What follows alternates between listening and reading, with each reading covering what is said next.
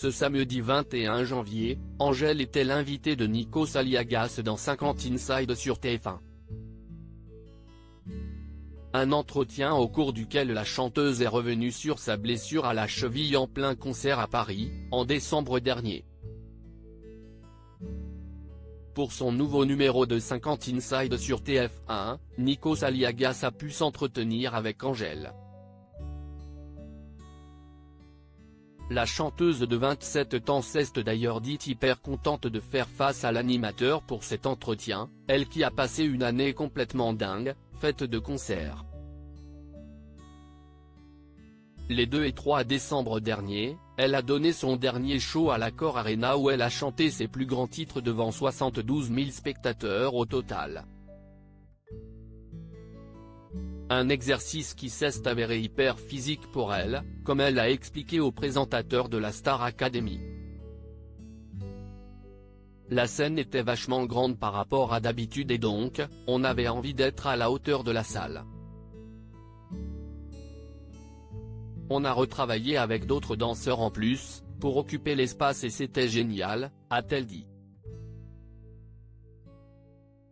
Blessée sur scène, Angèle explique pourquoi elle a continué alors qu'elle était en train de performer sur scène. Angèle s'est tordu la cheville en demandant à ses fans de sauter avec elle.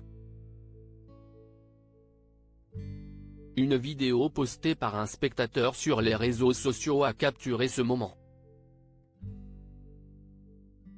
Elle avait d'ailleurs prévenu son public juste après sa prestation. Paris, je viens de m'exploser la cheville. Face à Nikos Aliagas, elle est revenue sur cette mésaventure scénique. Se blesser sur scène, il fallait bien que ça m'arrive un jour, a-t-elle confié. Malgré sa blessure, elle a continué le concert. Autant pour les gens qui sont là que pour nous-mêmes, a-t-elle précisé. Et de poursuivre, cette date-là était particulière parce que c'était la dernière date française et je ne pouvais pas me dire que ce soir-là j'allais moins danser, du coup, je l'ai fait et franchement, là où je pensais que ça ferait l'effet contraire, ça m'a redonné confiance. Angèle et ses premiers pas au cinéma dans un film de Guillaume Canet le 1er février prochain. Angèle sera à l'affiche du nouveau film de Guillaume Canet, Astérix et Obélix, l'Empire du Milieu dans le rôle de Falbala. Il s'agit là de son premier rôle au cinéma. Je me suis mis la pression, a-t-elle confié dans 50 Inside. Un projet qu'elle a tout de suite accepté. Je trouvais que c'était une super idée.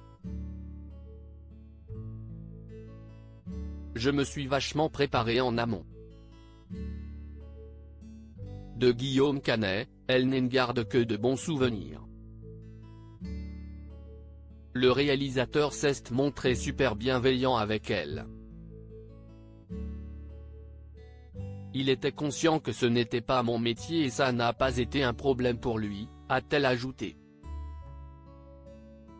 À lire aussi Astérix et Obélix, l'Empire du Milieu, Marion Cotillard et Angèle rayonnante, Zlatan Ibrahimovic avait fait le déplacement. Pluie de stars à l'avant-première du film.